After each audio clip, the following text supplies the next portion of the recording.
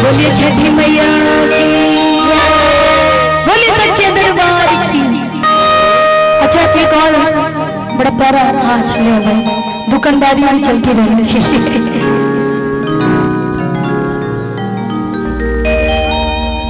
ये RD entertainment बसंत क्या बच्चे चैनल का भी वही में प्रमोशन है ना, कोई बात नहीं, माई के कृपा बने रहे। और एक बड़ा सुंदर गीत बा अभी हम देखे रहे कि अभी जो शूर संग्राम जो आया हुआ था उस पर कल्पना दीदी ने और नीलकमल सिंह जी ने बड़ा प्यारा गीत गाया था और वो हिंदी टोन पे था, लेकिन इतना खूबसूरत लगा कि नहीं नहीं ना इतने मन में दे अपनी ऊपर नीचे हो तो देख लिया कैसे कि डन हमरा के काहे भागत रहत। नया चीज देखे के पड़ेला, बाकी जो बैठल बा तो गवाइए जाए ना ना। देखो नदिया के पार में कौन गाना बड़ी फेमस बा,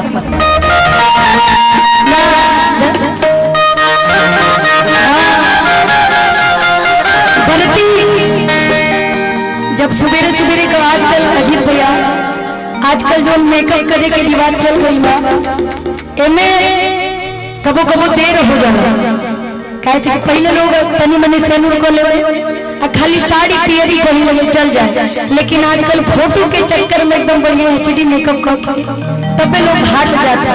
नया नया भौजी लोग माई के हम ना कहतनी, भौजी लोग के कहतनी तो लेट हो गई बा उनका मेकअप में, लेकिन अपना सैया जी से कहत रहिए जी सुनी ना तनी जल्दी जल्दी अपन डेग बढ़ाई, नहीं अगर लेट हो जाए ना तो हमनी के जगह न मिली पूजा पाठ करे खातिर। अपना सैया जी से कहते कि जल्दी जल्दी डेगवा बढ़ाई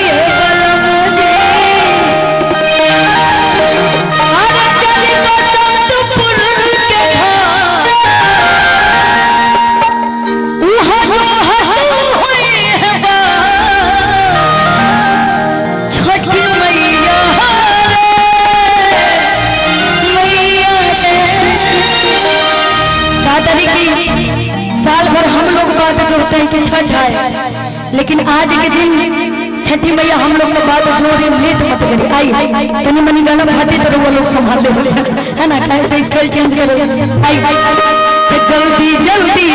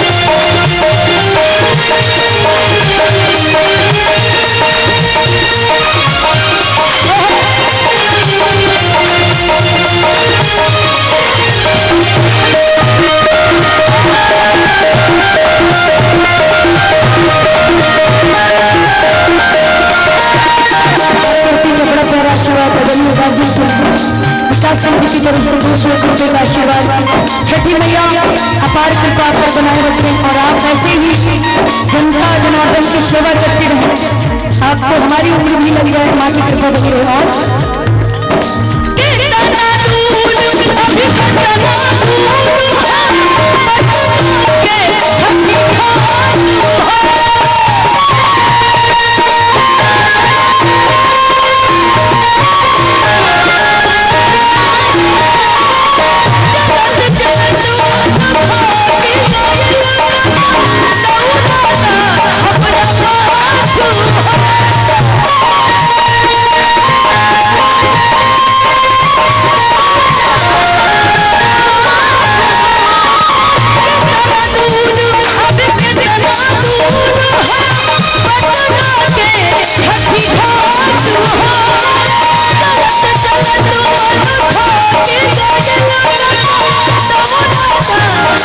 Oh,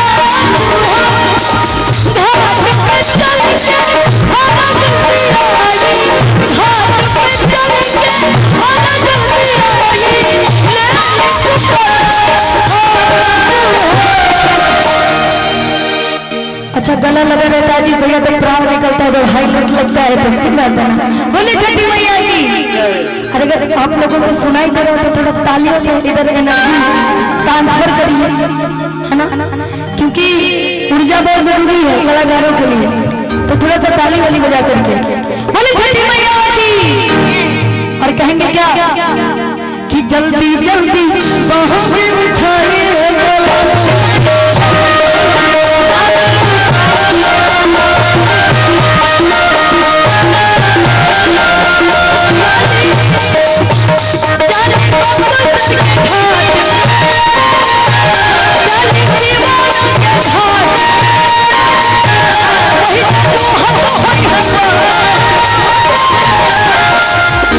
सिवान जिला है ये कि चले सिवान के घाट आज वही जगह मैया रे मैया रे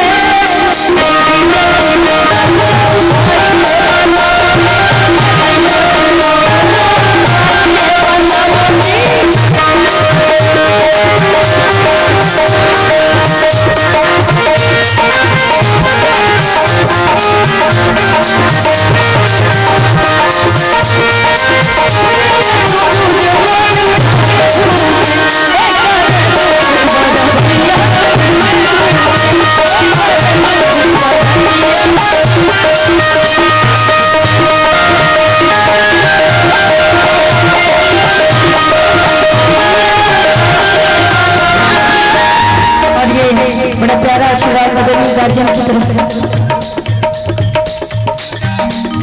नहीं ये सीखना जरूरी है, सही बात है कि आशीर्वाद दाहिने हाथ से लेना चाहिए। हाँ लेकिन माई को पकड़ा यही में पकड़ा ला तो झूठी प्रणाम 500 रुपये का आशीर्वाद।